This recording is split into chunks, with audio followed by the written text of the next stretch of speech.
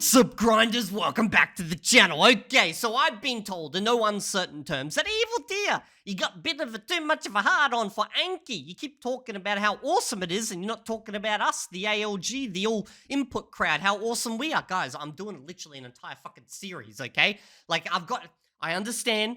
It's like I've got two wives at the moment, okay? And if I give too much attention to one, the other one gets annoyed. And then the third one, which I was totally not even aware about, it's like, where's my attention? I'm like, who are you? How'd you get into the house? Anyway, let's get back to this. So we're going to do a reaction to this video right here. 3,000 hours, well, it's not a video, it's a post. 3,000 hours of comprehensible input in 19 months. So, in my 27,000 Mandarin words video, Evildea mentioned that someone knows about someone who's learning Japanese from just input to let him know. By the way, the reactions to the 27,000 words one was very interesting. Half the people are like, yeah, I could see how they did that because literally that was their life. They did nothing else. And like mathematically, it seems like it would be possible. And the other half are like, bullshit. No way that's possible. This is complete scam. Why is anyone even taking this as like a reality? I got 3 and a bit weeks coming up where I'm going to be just at home chilling. I'm almost now 100% certain I'm going to do 100 words a day in Anki just to see if this shit's possible, okay? Over 3 weeks if I have nothing else to do.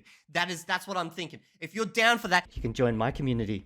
See, if you become a member, you'll get all the exclusive only Evildea fan stuff. Just hit that join button. Trust me. You can get lots of videos where I play video games in different languages with different YouTubers. I also just do random off-the-cuff blogs about different things. If you haven't hit the join button and you don't intend to join, just go hit it. Just go watch that video. Just watch the video that comes associated with the join button. Don't have to join.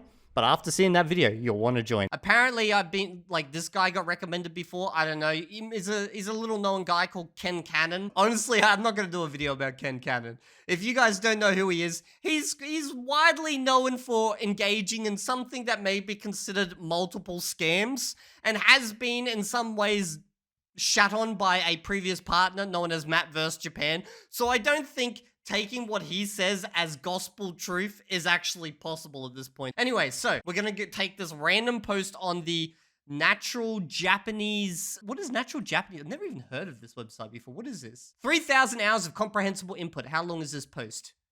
Ah, that's good. It's not too long. We should be able to get this done in about half an hour. Okay, so today I reached 3,000 hours of Japanese immersion. We started on our language journey 19 months ago, September 2024. Now, I read a tiny bit about like one of these other posts, like at some other point, okay? And at first I thought we was just referring to the fact that this person identifies themselves as having multiple personalities. But no, it turns out they're on a language journey, I think also with their girlfriend? I'm not too sure. But if you see we, don't think it's just like, you know, I'm learning Japanese and Jake, he's learning French. I don't know what Scott's doing. Like, it's not that situation, okay? My study focus is everyday communication, listening, and to stay in contact with Japanese friends. I don't really like anime or visual novels. Bro, isn't that what everyone learns Japanese for? Like, come on. Learning Japanese for friends? What are you? What are you? Trying to be human and socializing with people? Come on. My personal study rules. If you don't know me yet, here are my study rules. I only do immersion. No translations, no grammar, no Anki, no textbooks. I don't study pitch accent. Bro, he's all anti. He's anti everything. Okay, this sounds like basically ALG at this point. Okay, like, is there anything not ALG in this? Ooh, he didn't say anything about speaking. If he starts speaking, then it's not ALG. Around 2,500 hours, I thought it is time to become a bit more literate, and I wanted to decrease the pain daily of 5.5 hours of immersion caused. Oh, God. I need this type of free time. I really do. I'd be the most awesome YouTuber if I just randomly had 5.5 hours free time for each language. I do kind of have 5 hours, but for some reason, I decided to go do 2 languages at once. Don't recommend, guys. Don't recommend. And for those who are doing 6 languages at once, bruh. I bow to you, okay? I bow to you. I can't do that. In the study rules, I had a couple of updates since the 2,000 hours milestone. I am allowed to use a monolingual dictionary. I am allowed to add Japanese subtitles to movies. I am allowed to read. I thought that was going to say I am allowed to eat now. I do not believe that this is a superior way or anything. I just see this as a personal experiment. I like it. I like it. I like how you're not coming in here like, bros, this is the cheese. You all must follow my cheese. Study structure. Multiple sessions spread over the day. If you compare it with my previous study plans, I removed all study sessions where I might not pay full attention, like during a commute. Early morning NHKE, NHKG, CIJ. So this is Comprehensible Input Japanese. I know about this one. I'm guessing this is some type of something or other. You guys let me know. Lunchtime, Disney Plus, Netflix, iTalki. Evening, Disney Plus, Netflix. Night sessions, podcast, kanji, light reading. Okay. Recently I started. So early morning, lunch, evening, night. This dude's life is Japanese, but the fact that he's only doing 5.5 hours means that he does have a job. So it is possible if you do it this way. Recently, I started to add light reading sessions of Tadoku readers or CIJ transcripts to learn to read the words which I know. Additionally, we sometimes have crosstalk speaking sessions during the day with an italki teacher or language tandem partner. As you can see, I spend around 90% of my time with native content. I stop to watch every CIJ video. That's a comprehensible input Japanese. It's basically dreaming Spanish, but for Japanese people. So dreaming Japanese. Until 2,000 hours, I spent a significant time of immersion doing that, but now this is not necessary anymore. I only watch them if I'm interested in the topic, but yes, I still watch sometimes CIJ. I still enjoy it.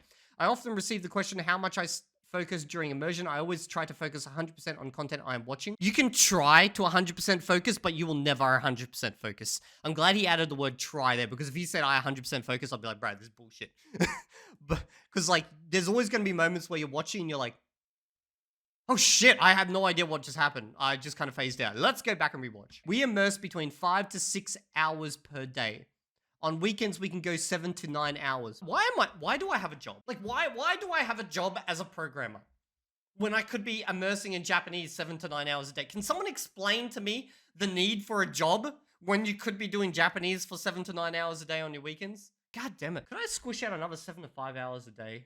I'm sure if I super optimize my day, I could probably find another 7. No, don't do that. 2,334 hours of watching content. CIJ, Netflix, Disney Plus. We don't use YouTube. 97 hours of reading, mostly cold character reading. 570 hours of listening, mostly crosstalk. Those numbers, okay, so if I'm looking at this, they've over doubled the hours I've done in Spanish. Okay, because I'm doing a pure immersion method. They have smashed the crosstalk hours. Like, I am approaching 100 crosstalk hours, I think, at this point. But 570, that is a lot. They must have done a lot of, like, italki to get to that point. And it's crosstalk as well. Wow. That's a hell of an investment. I still don't speak actively. I have small conversations here and there about random topics in Japanese. However, I never really try to think of how I would structure a sentence. It can happen that I speak fluently for 15 minutes or just stay silent. Yeah, see, I'm always curious what people mean by speak fluently, because I could speak fluently for an hour in Chinese, I guess, but like, it doesn't mean it's going to be great fluent. It'll be me speaking. The words will be rolling out. May not be very good, but like, I can do it for an hour. I really hope there's like a speaking example in here so we can kind of gauge this.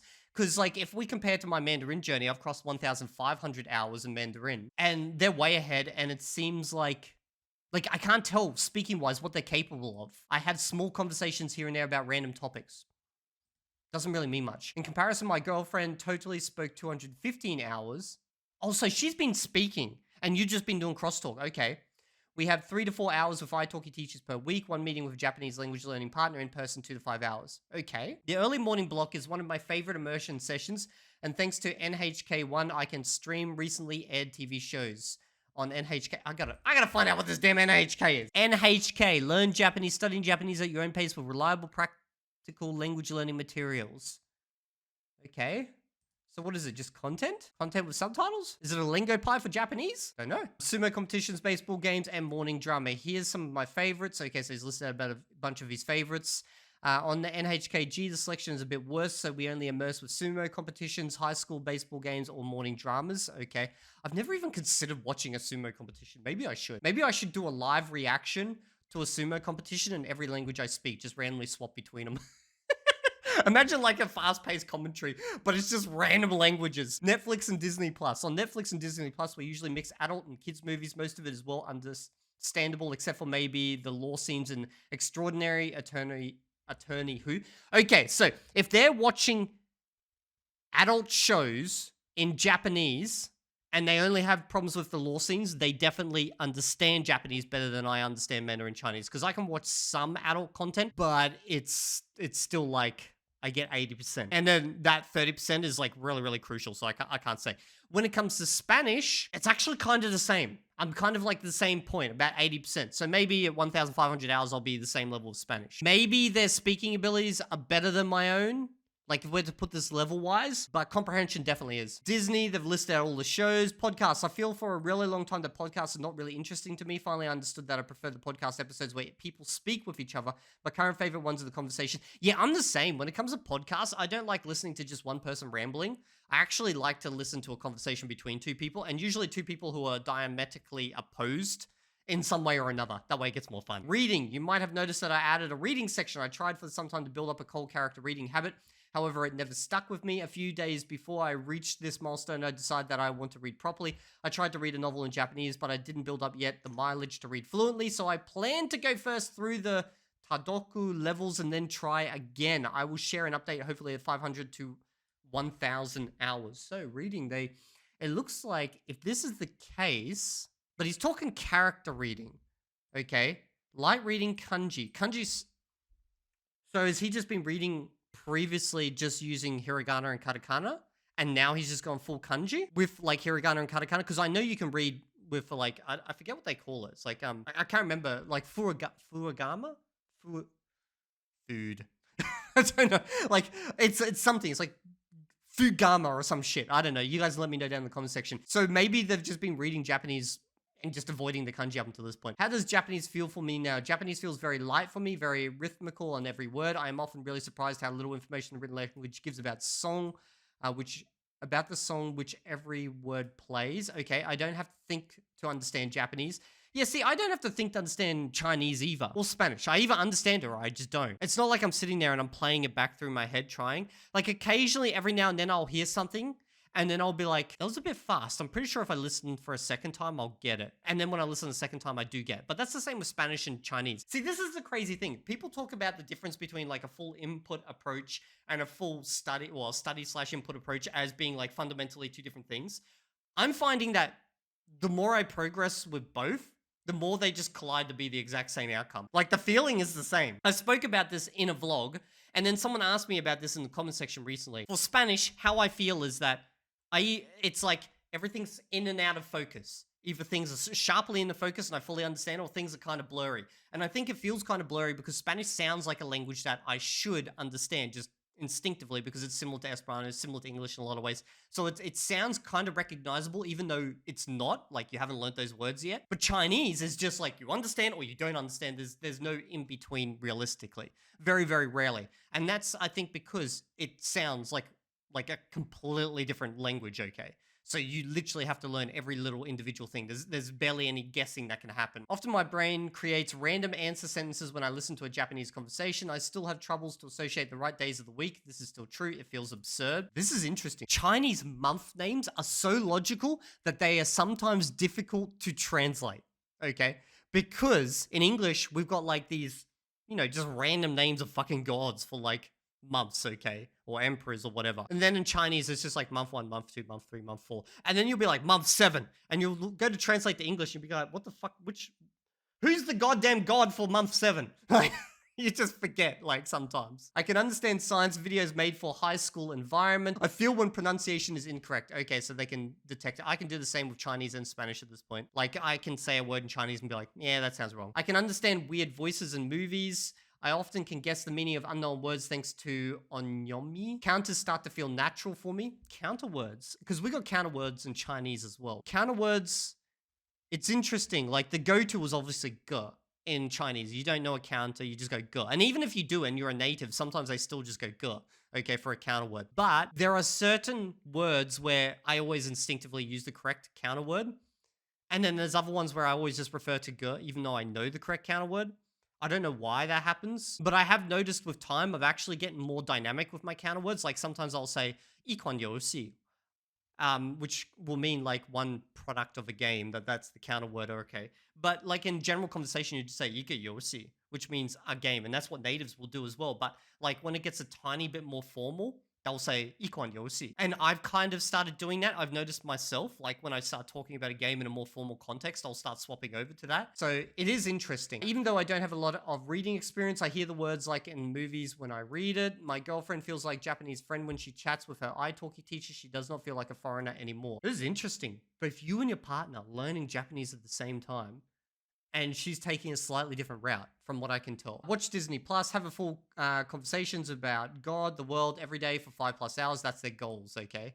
That's some good goals. I would love to read more. Let's see if I can motivate myself to walk down this route. We probably will stay within 5 to 6 hour range per day until we feel fully fluent. We want to establish 3 to 4 full Japanese days once I start to speak. During those days, everything would be done in Japanese. Also, when we speak, we speak with each other. I don't plan to force my speaking skills. I want to see at least for 1,000 to 1,500 more hours if it is true that the language will just emerge as ALG people usually claim. It is an ALGer. I knew it. I knew it. I can detect you guys anywhere. Okay. But who knows? Maybe I just don't care at a certain point and just kickstart my speaking skills like we did with my girlfriend, 20 hours of eye talking. Okay, so if that's where they're at with this point, I'm kind of curious to see where they were at 1,500 hours. I want to see their comprehension because Japanese, Chinese, similar level of difficulty in languages.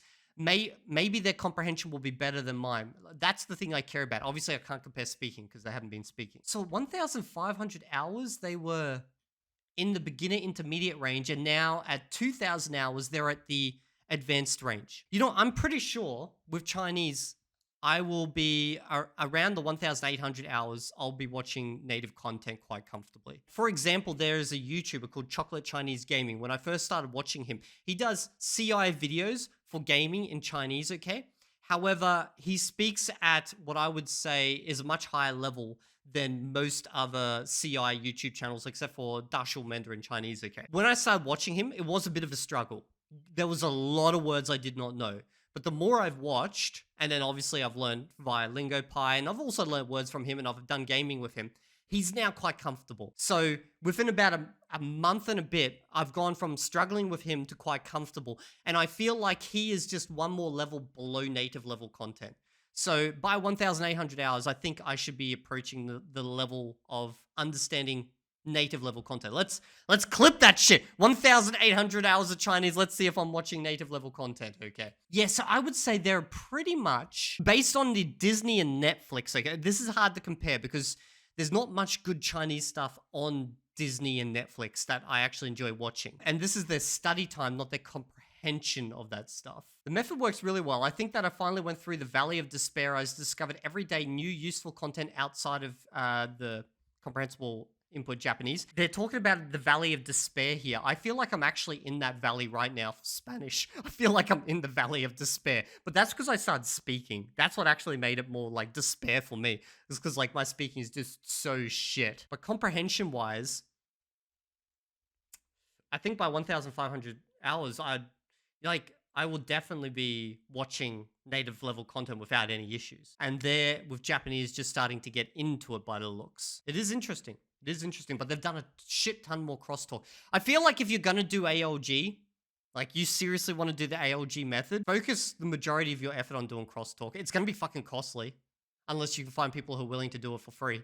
But I feel like you would actually make better progress if you did it crosstalk as opposed to like just watching content on a platform like Dreaming Spanish or something. I've spoken about that quite a bit recently. Obviously at the beginning of my series, I was quite against crosstalk, but I feel like to make ALG work in an efficient manner, like in a semi-efficient manner, you actually need to do a shite ton of crosstalk, more so than you would need to do as like a manual learner. For Chinese, when it comes to lessons, I've done more probably as of recently in Chinese, but my Spanish is a similar level in the amount I've done. Then again, I've done 1,100 plus hours in Spanish, I think. I can't remember. It's probably equal amount if you freaking balance it out. This is interesting. Post the bad. So CIG is fantastic learning platform for complete beginner to lower intermediate range. However, I see that we miss content which prepares us for upper intermediate content. We have the same problem in the Chinese community, okay? There's lots of good Chinese beginner and intermediate content, but there's a lacking right at that range that takes you into the more native level, which makes the problem worse is that those topics are only treated in a high intermediate to advanced category, so we are not prepared for the beginner style whiteboard videos for this high difficulty level. The ugly, I'm currently experiencing my 5th almost burnout. It's crazy. See, you can burn out even with this method when you're doing that amount of hours. I can totally believe it. This time I feel a strong multi-day tiredness, nausea, restfulness. What the fuck? I've never had that. Okay, with any method. That's insane. Fortunately, by now, I know the drill and I understand that I have to improve my relaxation and recover to overcome this pre-burnout. My sleep quality is still okay, so I am not too worried. Bro, you're cooking yourself. You're cooking yourself over here. However, this is the first time that my girlfriend goes through a pre-burnout as well. Maybe because she's diverged earlier on. Anyway, as you can see, it looks like at 2,000 hours of Japanese, what was it? It was, sorry, 3,000. Wow, I underestimated that. 3,000 hours of ALG Japanese is going to be equal to about 1,500 hours. Seems about accurate. That's what the ALG people say of Spanish. However, somewhere probably around 1,800 hours of manual study is equal to 3,000 hours of, comprehensible input. If you just did straight that route, okay? Choose your poison. Do you want to spend more time and probably more time per day? Because I feel like this is probably more efficient because he's spending so many hours per day. If he spent less hours per day, I actually feel like he probably wouldn't have made as much progress. This is based on my experience with Spanish at the moment. The more hours you do per day, the more your brain has to absorb it. Like, it literally just gets smashed with it. And the more patterns it just kind of instinctively picks up on. I don't know, like, because it'd be hard to test. You just, like, do half an hour a day for Japanese and then wait, like, fucking 15 years to find out if that theory is true. But I'm pretty sure that is true. Anyway, if you guys have enjoyed this video, let me know down in the comment section. If there's any other interesting post video or anything you want me to see, just drop it in the Discord. Maybe in the comment section I might see it, and we'll check it all out in the next video. And make sure you sub to the channel, hit that join button. I'll see you in the next video. If you're not there, I will find you and force you to do 3,000 hours of comprehensible Australian input.